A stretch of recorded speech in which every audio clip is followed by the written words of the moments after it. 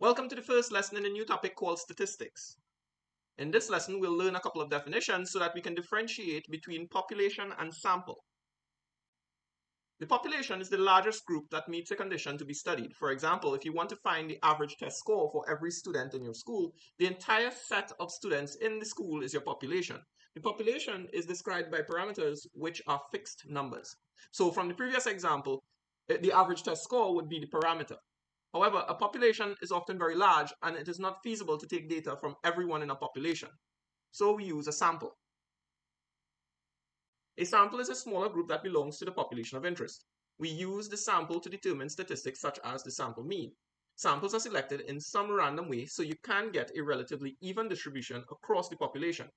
For instance, your students can be of varying ages and genders that are proportional to the population.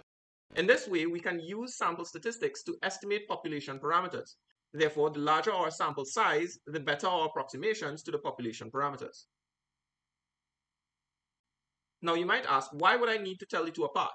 Well, by differentiating between them, it allows you to correctly interpret the results. Since by knowing the numbers you get are from a sample, you will understand that it is an estimate of the actual population values, and you won't jump to the wrong conclusions by thinking it perfectly represents everyone.